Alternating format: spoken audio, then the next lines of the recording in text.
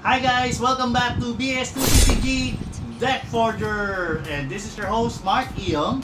And for today, we're going to have another great deck, and we have shown you last time the Crimson Cow, Ultron,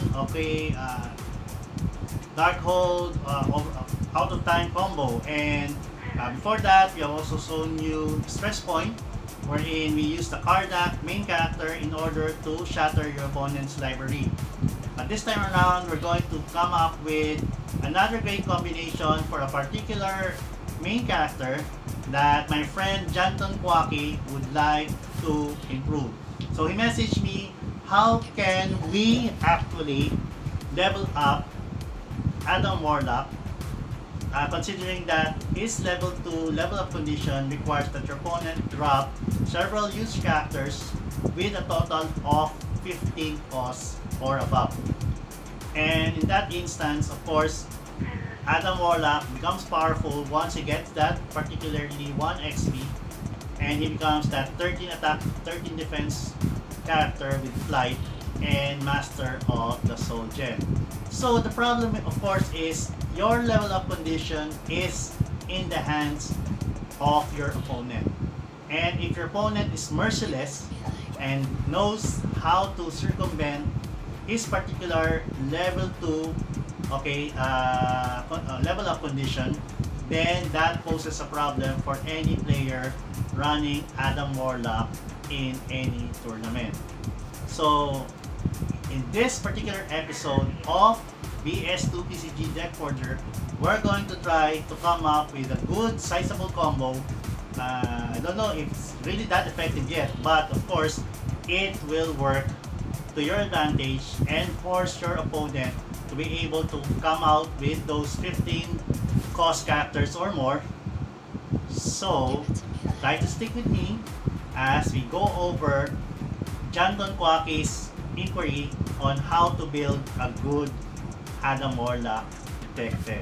And guys, this is Adamant Soul of BS2PCG Deck Forger. Let's try to give you a sample gameplay of the Adam Warlock Adamant Soul deck.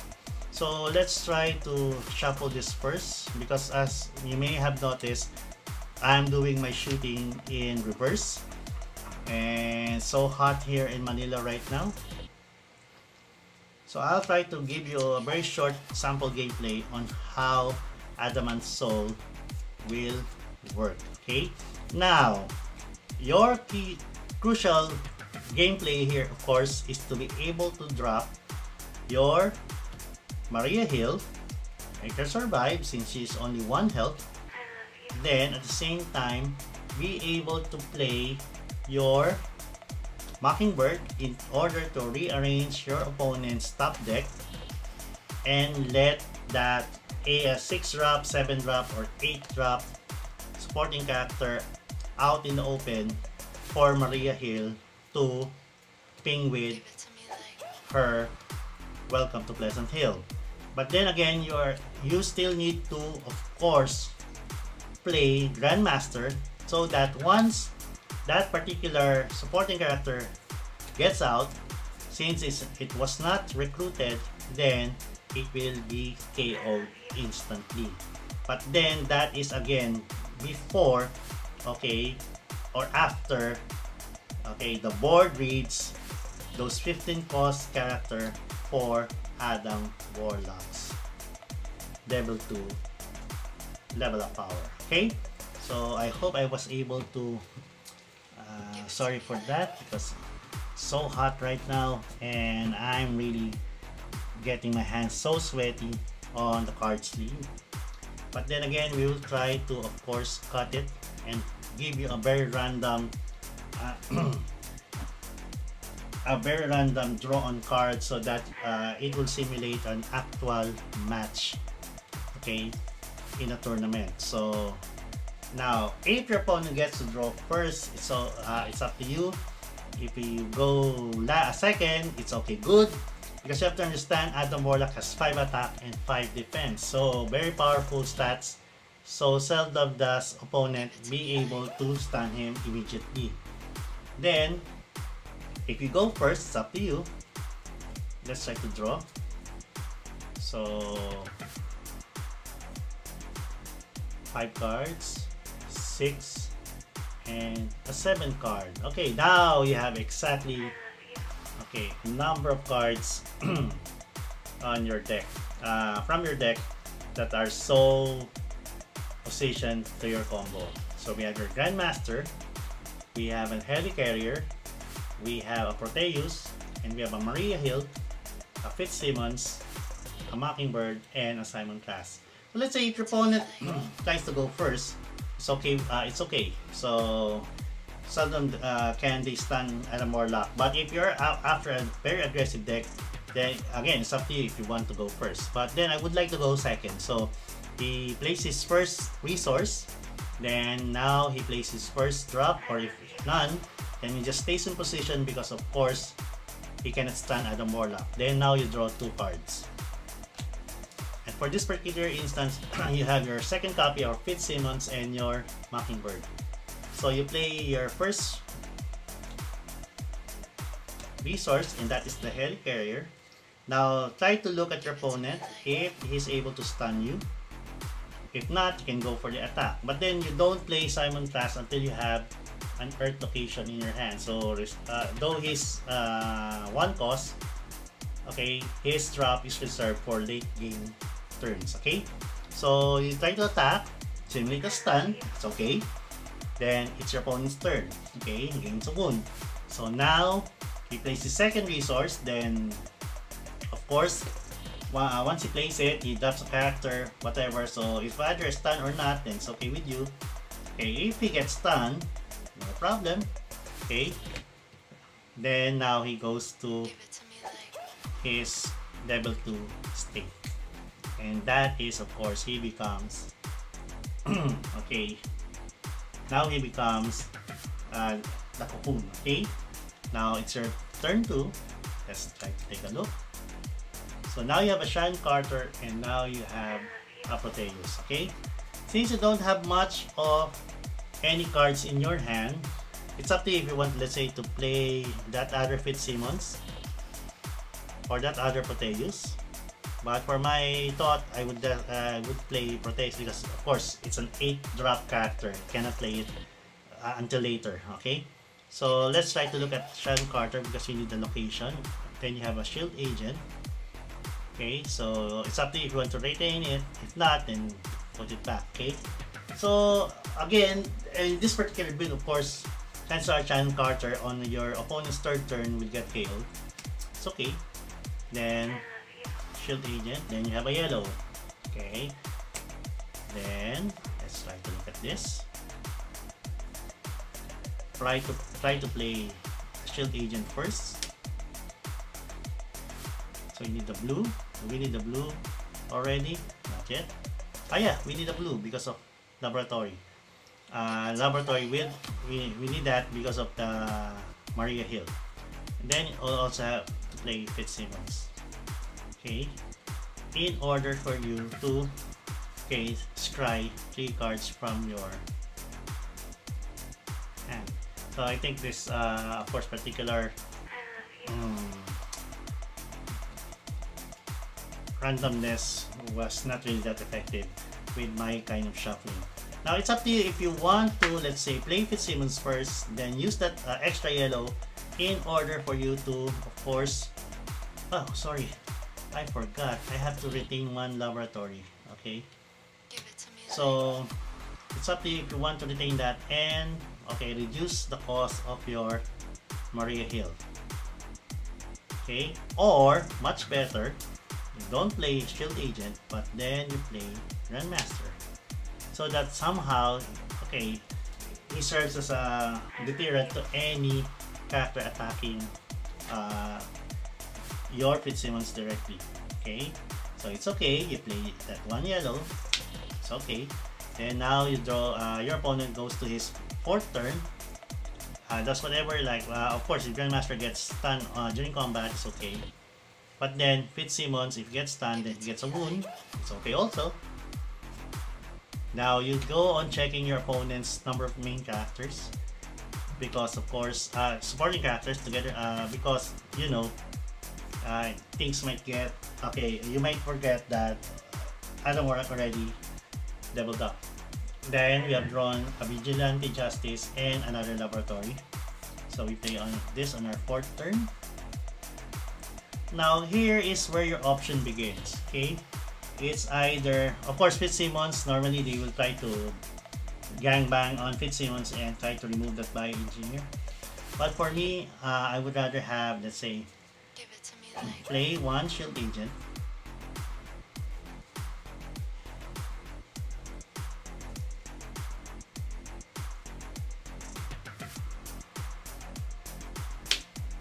And then, of course, you play. Okay, first let's try to look at the top card of our deck. So, do we need the Earth already? Not yet. Okay, but then you need that strategic later on, so just retain it. If you're still in the mid game, don't need to, of course, do anything with that nullifier, so it goes at the bottom of your deck. Now, once you play Shield Agent, now you play that other Helicarrier in order for you to play Mockingbird. So now this time you have 1, 2, 3, 4, 3. Since this is the old Fitzsimmons, so 1, 2, 3. So you need that other Helicarrier later. Put down, you can put down this one or you can retain this one. Okay, so it's up to you. So let's try to put down the other Strategic Homeland Intervention. Then, okay, you pass your turn. So you have already rearranged your opponent's top deck. So you have 3 cards, put 2 locations, equipment, whatever, that are useless to him. Then if you're lucky enough to get a 6-drop, 7-drop, or 8-drop character, supporting character on the 3rd layer of his deck, then that's where the fun begins. Okay? Now, since your opponent has been very aggressive a while ago, they keep on attacking your Mockingbird. Okay, get some wood, you get to attack Shield Agent, then of course you're down to your last health for Fitzsimmons, so they go KO'd, and of course they attack Grandmaster. Still, your Adam Warlock is sleeping. Okay, now, since, okay, Grandmaster cannot be affected by combats, okay, just be aware to be careful of those Wasp or, let's say, Black Widow. So if you have an extra Grandmaster in your hand, it's much better if you can power him up, okay, as soon as possible, so that you can increase his stats to a 1 attack 2 defense character. So Mockingbird gets that first wound, and of course Shield Agent goes to the KO pile. Sorry for that. Okay, now 5th turn is where you normally execute the final set of combos. So you now have your Strategic Homeland Intervention, and now you have your Helicarrier. So what do we do here? So for this instance, okay, you have already the Grandmaster and Mockingbird out in play. Now you play your Fitzsimmons. Okay, I've seen that. Then you scribe for 1, 2, 3. So let's take a look. Grandmaster, a Grandmaster, and another Maria Hill. So I told you my shuffling was really bad. Okay, now since you have 3 more recruit points, it's either you want to play Helicarrier or not. Okay, then you play Maria Hill. Give it to me like. So with Maria Hill, you have 2 locations to play those blue power symbols, and I really love this. So once you are able to power up Welcome to Pleasant Hill with your blue location, then that is where the actual fun begins. So what happens here? Okay, first, okay, Maria Hill will try to remove an enemy supporting character. So let's say if it already has a 1, 2, 3, let's say 4 or even 5, to remove either the lowest cost character, or it could be the highest cost character, depending on what supporting character was placed on the layer in your opponent's top deck. So the moment he does that, so what happens here, of course, is he tries to reveal his opponent's your opponent tries to reveal his supporting character, and once he gets his hand on, let's say, an 8-drop Thanos, so it comes into play. Now the total number of characters in play amounts to 15 or more.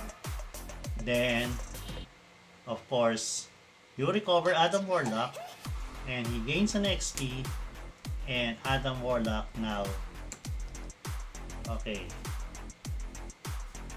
becomes a 13 attack, 13 defense character. Okay, so let's try to correct my decision there. Okay, so again, this is my first time to run this deck. So laboratory, I'm going to use the laboratory for Maria Hill and retain the Harry Carrier, because I don't know if I can still draw a yellow later. So now, once that happens, okay, that Thanos, the one that was put into play, other than being recruited, again, enforce the rules of the game, will kick in, and since it was not recruited, that Thanos now gets KO'd. Very, very outrageous combo. Okay, now, once that Adam Warlock is out, your opponent will now try to, of course, attack whatever they try to get to Mockingbird to kill her. It's okay with you. Then you have to understand that Grandmaster can't be readily KO'd in combat. Okay, and Adam Warlock has 13 attack, 13 defense with flight, so they cannot really go after your Maria Hill or your Fitzsimmons.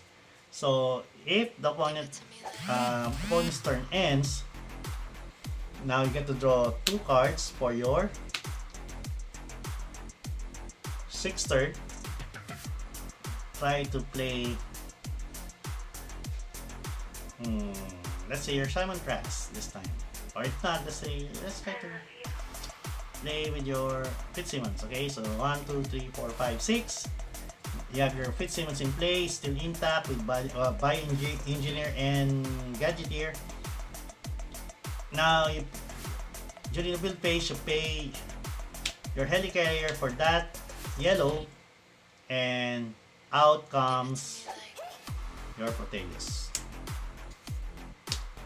And Proteus now, and just putting it there, will give your Adam Warlock a whopping +10 attack, +10 defense. Increasing his stats to what? A 23 attack, 23 defense, monstrous main character.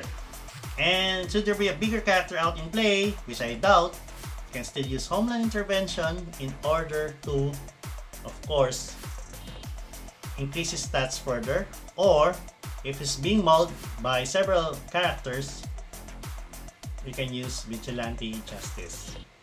If it's the exact number, then of course he gets to survive the attack. Okay, so very powerful combo. I really love it, and I would like to thank my friend Janton Cuaki for helping me come up with this particular deck build. So again, we will go over to the next section of our video to find out what are the deck lists cards included in the Adamant Soul deck. So after that harrowing experience of trying to execute this Adamant Soul deck combo, now we go to what are the final cards that are included in the Adamant Soul or Adam Warlock deck. So again guys, I would like to put it in a disclaimer that if you've noticed in the past, some of my deck build normally follow certain curves, like, because of course I am formerly VS1 or the original 1 player, and I really tend to follow that certain curve, like I have to have a 1-drop, a 2-drop, a 3-drop, all the way up to the 8-drop or the higher ones. So this time, I had to admit that I realized that in order to effect certain combos, then you really have to have certain cards on hand So at least you have 4 copies of them. And at the same time, you must have those appropriate special locations, just like what we did with the Jessica Jones Infinity Engine deck, so which we're about to preview later on. And you must have at least 2 to 3 special locations in order to ensure that you are able to execute your combos properly during any match. So now let's try to look at the list. We try to open our black deck box. And this is, of course, Adam Warlock. So let's take a look at Adam Warlock. Once again, so Adam Warlock.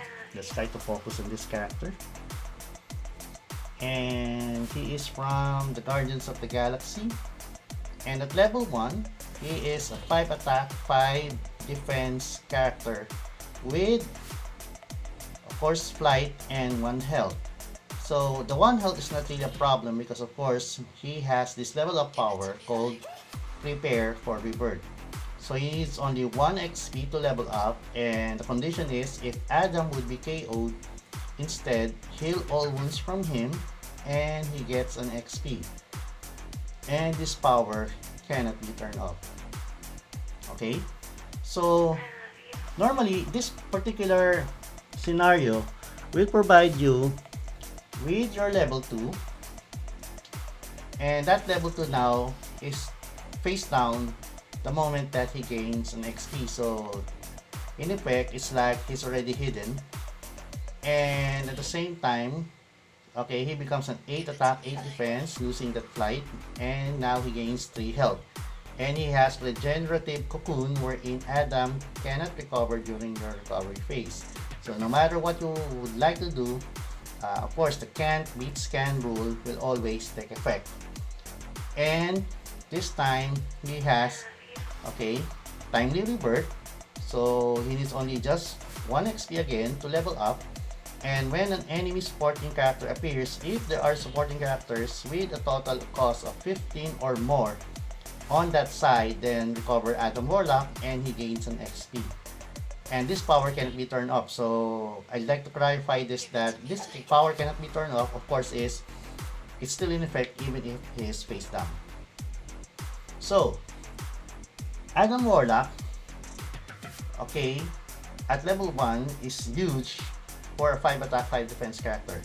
And since you are, of course, running shield characters also, so you have the privilege of course, having that strategic homeland intervention to increase his stat to +4 attack, +4 defense, so becoming a 9 attack, 9 defense character on the defensive side.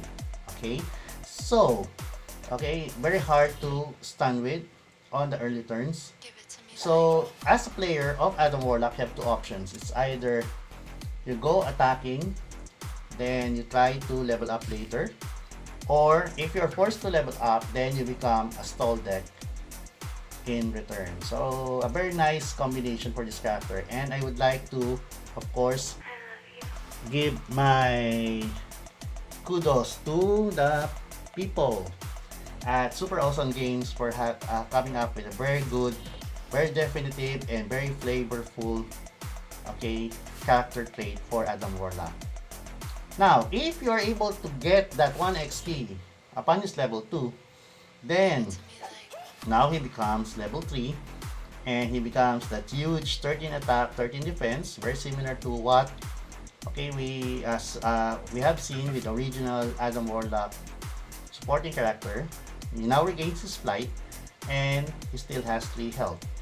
And he's the master of the soul gem, so during the build phase, you may pay 1 blue power symbol and search your deck, hand, KO pile, and resource row for the soul gem and play it, okay, for free on Adam, or if Adam has the soul gem already equipped, you may again pay that blue during the build phase and KO another one-of-a-kind equipment. So the only problem that I see here, of course, is if your opponent will try to avoid putting up a huge character so that, okay, regenerative cocoon and Adam Warlock at level 2 will not recover. Okay, So that is the dilemma that we have answered with this particular deck. So as you have seen in the previous portion of this video, we were able to answer that with that Maria Hill Mockingbird combo, together with, of course, the Grandmaster.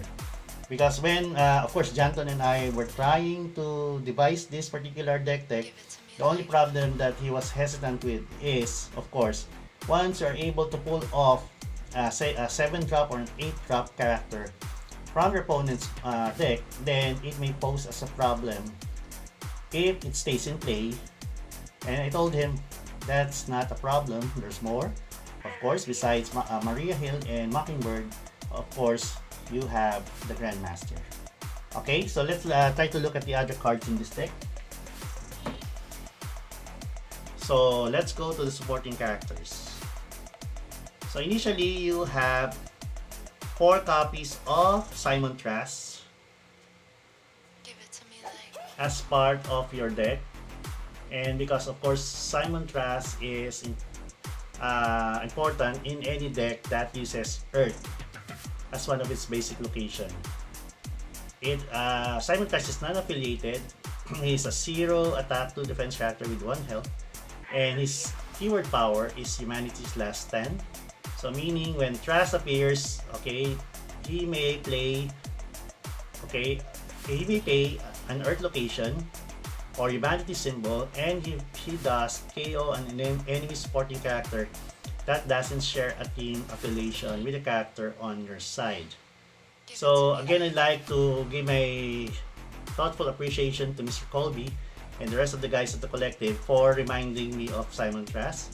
Initially, the original build for this deck, of course, was I have 4 Yondus in order to prevent, okay, those Sensor Kelly from ever getting that alternate win condition. So, but again, I thought with Simon Trask, he can also do that with Senator Kelly, and at the same time, Simon Trask gives you the option to become a stall deck by, of course, KOing those huge supporting characters, the highest one dropped so far, so that it will prevent you from getting that 15 cost conditions on your opponent's side, and thus kicking in Adam Warlock's, of course, level 2 power, which is timely rebirth. Now, going back to the main combo, the other 1-drop in your deck are 4 copies, of course, of your Shield Agent. And Shield Agent, just like with any other agent, okay, lets you, okay, scry your deck to find those needed cards. So, Shield Agent is a 1-drop shield character with 2 attack, 1 defense, and 1 health. And they have range. So Swarm, so you can have any number of this character on your side, and this power cannot be turned off. At the same time, Agent, so when this character appears, okay, look at the top cards, okay, from the top of your deck, equal to the number of agents on your side, and put any of them either on the bottom of your deck or they retain on top. And the good thing about Shield Agent, of course, is it has Swarm, so you can have as many as 4 of them out in play, thus increasing your number of cards to look up at the top of your deck. So this will now fuel what Mockingbird can do later in the game. So let's put them here. And of course, what's a shield combination without Fitzsimmons? And again, to reiterate everybody on Fitzsimmons, there are actually 2 characters, and Fitzsimmons is a 2-cost shield supporting character with 2 health, and okay, they have 2 attack, 2 defense, and they both have, okay, or they have 2 instances or okay of agent, which means they count as 2 agents for that purpose, and they are joined at the hip. So you must be worried that one of their superpowers will be lost once they get wounded. So the good thing about Fitzsimmons, of course, is it can ramp you 2 turns ahead, because by engineer, of course, can, okay, during the build phase, okay, enable you to pay 1 yellow power symbol, and of course you pay 2 less to recruit your next character this turn. At the same time, you also have Gadgeteer, so during the build phase, as you have seen in the Ultron deck, during the build phase, you may pay 1 red power symbol and you pay 2 less to play your next equipment card this turn. So Fitzsimmons is here because, of course, he serves a lot of function. First of all, as agent, to add more agent to your cost, and at the same time, okay, he and she can ramp, okay, your other supporting characters the moment they are out in play. And normally, this is a good thing to do because, of course, your Adam Warlock at level 5, at level 1 is already has flight, so they are much better protected. And of course, in case that they get through, your opponent gets through Adam Warlock, you still have strategic homeland intervention to increase their stats and possibly prevent a stun or be able to strike back and stun your opponent in return. And your other 2 drop, of course, is Sharon Carter. Okay, the beautiful Sharon Carter, as we have seen in the Falcon and the Winter Soldier. And Sharon Carter is a 2-cost shield character with 1 attack, 2 defense, and 1 health. And she has range. Again, she has agent also. And at the same time, she's smart. So when Sharon appears, draw a card. So the good thing about Sharon Carter is, of course, once you are able to scry, rearrange those cards on the top of your deck, then now you are able to draw 1 card. So if you lack 1 card in your particular combo, let's say you are looking for a Grandmaster, then probably you can actually still get to draw them and play him during, of course, your build phase. So Sharon Carter has 4 copies in our deck to ensure that our combo goes well. And of course, the main supporting character for this combo is Maria Hill. And Maria Hill is your primary 3-drop, and she's a 2 attack, 6 defense character with 1 health and with range. Again, she has agent, so you already have several instances of agent in your deck and on your board once you're able to execute their drops. And her main superpower is Welcome to Pleasant Hill. So during the main phase, you may pay 1 blue power symbol, and of course, then you may remove an enemy supporting character from the game. Then that player reveals cards from the top of their deck until they reveal a character that is not already on their side. Then they put that character onto their side and shuffle the rest of the removed cards back into your deck. Okay, back into their deck. Okay, so now let's look at this. The main weakness of your Adam Warlock at level 2, of course, is if your opponent does not drop anything. But in Maria Hill, they are forced now to look at the top cards of their deck, play whatever main character, supporting character that they're able to pull off, and if, let's say, probably it is a 6 drop, 7 drop, and 8 drop. So we have already made the computation from level 1, 2, 3, and 4. Turn 1, 2, 3, and 4. So remove the 1. So at the same time, it's already an 8. Then already you gain that 15 cost requirement to level up Adam Warlock to level 3. Okay, now, what you fear most, of course, if let's say your opponent is able to pull off the likes of a Gilgamesh or a Fin Fang Foom, or even let's say Captain Universe. Of course, Galactus cannot come out in play, or maybe an Agamotto, the new card from Mystic Arts. Okay, then that's why you are setting up your board for the appearance of the Grandmaster. And the Grandmaster goes like this.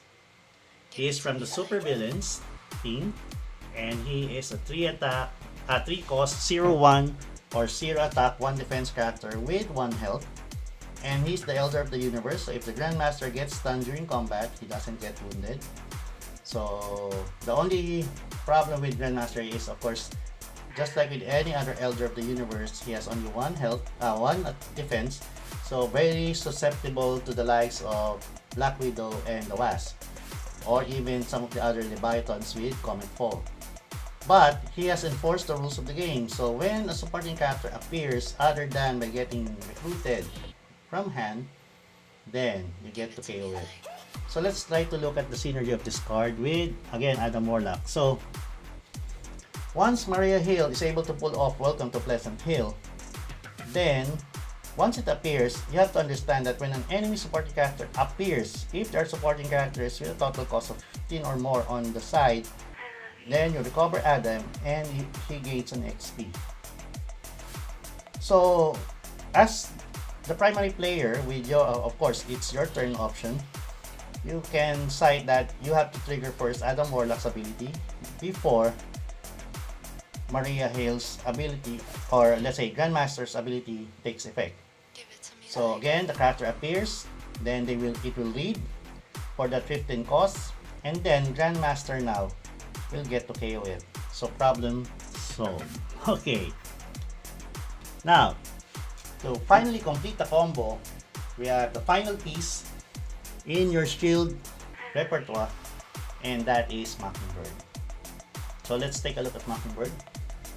She's a 4 cost, 5 attack, 3 defense character with 2 health. So very durable. She can withstand 2 stuns before being KO'd. And again, she has Agent. So she adds to the agent count of course, your shield agents, your Fitzsimmons, your Sharon Carter, and your Maria Hill. But she also has espionage. So when Mockingbird appears, look at cards from the top of an enemy deck equal to the number of agents on your side, and now put any of them in the bottom of that deck. So what you can do here, of course, is really how to, let's say, have around 4 or 5 agents out. You play Mockingbird, then you can now rearrange the top 5 cards of your opponent. So all you can do is just put, let's say, one lousy location, or let's say one lousy high cost one lousy location, and or plot twist for the first 2 draws of your opponent next turn. But then, okay, you get to place either a 6, a 7, or an 8 or higher drop as your 3rd, 4th, or 5th, okay, layer. And this in turn will enable you to set up Maria Hill's superpower, Welcome to Pleasant Hill. So if you're able to let your opponent pull off that high cost character, you level up Adam Warlock, and at the same time it gets KO'd by the Grandmaster. So that's a combo.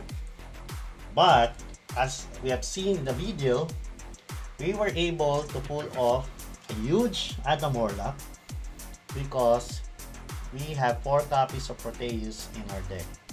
And Proteus, of course, is an 8 cost Omega level mutant. And since he's an Omega level mutant, okay, you can only have one set of base Omega level mutant and no others with other names. And you have to understand that he is a 0 attack, 0 defense character, so normally he dies out. But then he has possession. So possession reads as, okay, when Proteus would be of course removed, then you may, okay, have him possess one character, and of course that one character is of course Adam Warlock at level 3. And it says here that of course he has reality warping. So Proteus, okay, host gets +10 attack, +10 defense, and range. And he also gains that main superpower wherein you may pay a 1 blue power symbol and heal a wound from that character. So imagine if you already have 2 Proteus on your hand, then on the 6th turn, after you execute the Maria Hill Mockingbird Grandmaster combo, and you level up Adam Warlock on the 6th turn, if you are able to survive your Fitzsimmons and you have that extra yellow power symbol, then you can place Proteus by reducing his cost. Okay, reducing his cost by 2, and Proteus now gives Adam Warlock plus 10 attack plus 10 defense. So that increases Adam Warlock's stats to 23 attack and 23 defense. And now he gains range, and that superpower wherein you can heal a wound from Adam Warlock. And if you have the second one, then you can play it on the 7th turn. Of course, once you get your hands on another yellow or a helicarrier, or you can wait on your 8th turn to play another Proteus, because of course you have to understand Proteus gets removed. So once he gets removed, the trait or the superpower retains, but he's not considered in play anymore. So you can play another Proteus, and that can increase Adam Warlock's stats to a very huge, take note, okay, 53 attack, 53 defense if you're lucky enough to get all 4 Proteus on Adam Warlock. And since this is a stall deck, chances are, of course, you can get your hands on most of your Adam Warlocks late in the game. Okay, so very nice combo, right? Okay, now let's go to our equipment. Okay, this particular deck of course has only 2 equipment, and the very first is of course a nullifier, and you need a nullifier because there's one very naughty girl, okay, that character that always ruins everybody's plan, and that is Dark Phoenix. Since we cannot use let's say Mutant Control Act as like what the guys at Collective told us, okay, and of course we cannot also use Soul Gem to prevent that drop from Dark Phoenix and deconstructing the universe, then Nullifier is the only option you have of preventing, okay, that deconstruction. And one of kind ultimate nullification, so when the Nullifier appears, name a keyword or superpower and enemy characters lose and can't gain that power until the Nullifier leaves play. Also very good because you can also use Nullifier to prevent, let's say, the superpower of Net Launcher, right? Or the one from the Leviathan Beast, wherein it gets to daze your Adam Warlock so that all the Proteus will be removed from him. And of course, what is Adam Warlock without his Soul Gem? So this is the only Infinity Gem in your deck. It's one of a kind. It has infinity, so when it gets KO'd, it goes back to your deck, and we don't have any in-betweener here, so we don't need to discuss that. But the very core of what life is, during the build phase, you may pay 1 Earth or Humanity power symbol and choose one. Name a supporting character, and it can, okay, appear this game. Or, okay, search your deck for a supporting character, reveal it, and put it into your hand. So again, a very good and very nasty combination. It's either you prevent your opponent from playing a particular key supporting character from his deck, or again, to let you search for the missing component of your combo, which is either a Maria Hill, a Grandmaster, or a Mockingbird. But then again, guys, as I've told you at the start of this portion of this video, I have removed myself from having those particular curve that I have to have, let's say, a 5-drop Groot or a 6-drop Iron Man before. So nothing like that anymore. So it's a good thing because, okay, I really like the guys at the Collective. Now, very informative, and it helps me grow as a deck builder for BS2PCG. So kudos to you guys, okay? Then for our plot twist. Of course, while we are running, okay, mostly shield characters, then we have 4 copies of Strategic Homeland Intervention. One of my favorite plot twists, and of course the only one from the shield team. And during any combat, choose a defender in the combat to get +2 attack, +2 defense this combat. If it's ready, it gets a +4 attack, +4 defense instead. Okay, so very powerful card, a very powerful plot twist, and this is, of course, courtesy of the shield team. And your next is, or are 2 copies of Vigilante Justice. And Vigilante Justice, we have put 2 copies of this plot twist because Give it of to course me you have a huge main character. Again, at level 1, Adam Warlock is a 5 attack character. At level 3, he is a 13 attack, and we need him to become ferocious so that at most part he can prevent a possible strike back from attackers, okay, or defenders that he is in combat with. So we have just put 2 copies here. But again, as a disclaimer, it's up to you on how you would like to put the deck. If I miss out on anything other than this particular build, then it's up to you on how you would like to tweak your deck. And now we go to the last portion of our deck, and those are the locations. So we have several locations, 20 in all. And the first location, of course, are 4 copies of your Earth. And Earth is very important in this deck because, of course, you are running 4 copies of Simon Crass, and you are using it for the Soul Gem. Okay, so Earth goes into your deck. And you also have 4 copies of Laboratory, the main staple location for your deck. And Laboratory is here because you need to power up Maria Hill, and you need to power up, of course, Adam Warlock's, okay, Master of the Soul Gem. Give it to me like And in addition, you have also 4 copies of your Academy.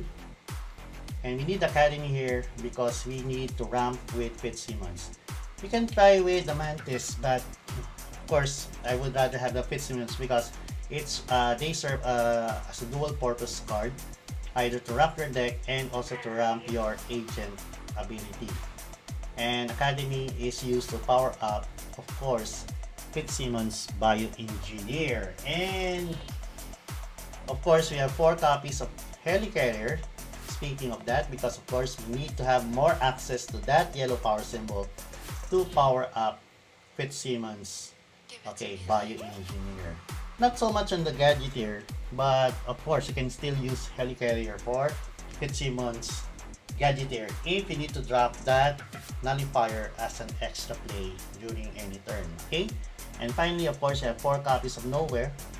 And Nowhere is used for Adam Warlock's level 3 superpower, Master of the Soul Gem, and of course you can also use it for Proteus to heal him. Besides, of course, the use of your Laboratory. So, those are the components of our Adamant Soul deck.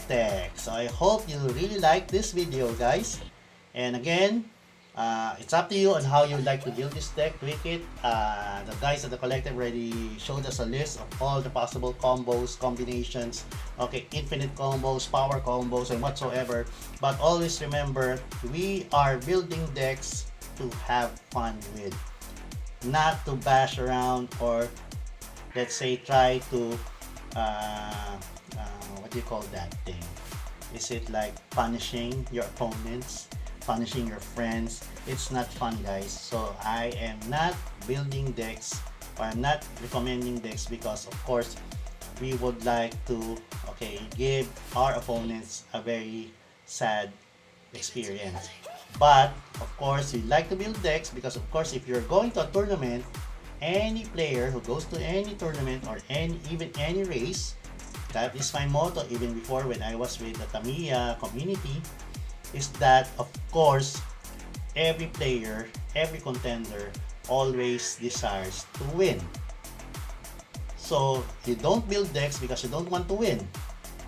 If you just want to have a kitchen table game, then so be it. But then it's up to you on how you would like, okay, to win, particularly in an event. So it's just like you want to shell out money, then lose, it's up to you. If you want to be a contender and you have an ultimate goal of winning something, like let's say player of the year, then go ahead with it. I'm very supportive of that, okay? So before we go, of course, we'd like to thank all our friends from the BS2PCG Collective. Okay, so Mr. Ben, Mr. Joe, okay, Mr. Patrick, Mr. Colby. So I'm just using your first name already because of course, Mr. Patrick, because of course, all of you guys are already growing by the numbers. And of course, I'd like to thank you guys for all the support that you're giving to the Filipino community. And of course, Mr. Eddie Rad. Okay, hi there, Mr. Eddie. Okay, always very supportive of the Philippine BS2PCG community. And also we'd like to thank the guys at the Build Face League USA, and they are the official sponsor for our Build Face Philippine edition, now going on its second season this year. And of course, I'd like to thank Mr. Joe Vitelli and Mr. Benjamin Rosin for all the great help that they have given us. Okay? And at the same time, we'd like to thank our official sponsor, and that is Treats for Them. And Treats for Them is spelled as TREATS number 4 THEM. And Treats for Them is your online mobile shopping app here in the Philippines. So if you are an expat or an OFW who would like to send treats to their families and friends here in Manila or in other parts of the country, then you can download the app at the Google Play Store or visit our website at www.treatsforthem.com. And you can use your debit card or credit card in order to order from Treats for Them. So choose from our now going 300 merchants that are with Treats for Them, okay, including their branches, of course. And at the same time, we'd like to thank our other official sponsor, Ecosphere. So Ecosphere is from New Skin, and of course, Ecosphere is your water compact system. It's so compact that it fits, okay, right at your kitchen sink. So no need to buy those blue bottle containers anymore, or those clear rounded ones that are so heavy and takes up too much space in your kitchen. Just use Ecosphere, and I tell you, we've been using Ecosphere for almost 2 years now, and once I was able to buy one a few years ago, okay, that stopped you from going to the water station for the longest time that I can think of. Okay, and Ecosphere is so maintenance free. So try to PM us, okay, at Newlen. Try to contact us, or you can even contact me if you want to order Ecosphere for your kitchen. At the same time, we'd like also to thank our official venue, and that is Fort Shabby Place. And Fort Shabby Place is located at Unit 5, okay, Velasquez Compound. Okay, that we are on the 3rd floor along Naga Road in Pulanlupa 2, Los Piñas City, Philippines. And of course, Fort Shabby Place is the official venue for BS2 PCG tournaments here in Manila. At the same time, you can of course order our delicious pizzas, and you can order burgers, even milk teas at while you are playing BS2 PCG at Fort Shabby Place. And we also like to thank our other venue, and that is of course PM Apartments. And PM Apartments is located at number 24 Matalina Street in Diliman, Quezon City, Philippines. So normally once a month we have our loyalty battles being held at PM Apartments in QC. So that's it, guys. So time to wrap up, and I hope you like this very special episode of BS2 PCG Deck Forgers Totally Outrageous Deck. And of course, try to like us, follow us, subscribe to us for more, so that we are able to produce more deck tech videos for the BS2 PCG community, most especially for the new players out there. And once again, this is your host, Mark Iong, and again, this is Adam Warlock's Adamant Soul Deck. Thank you very much, guys, and have a good day. Give it to me like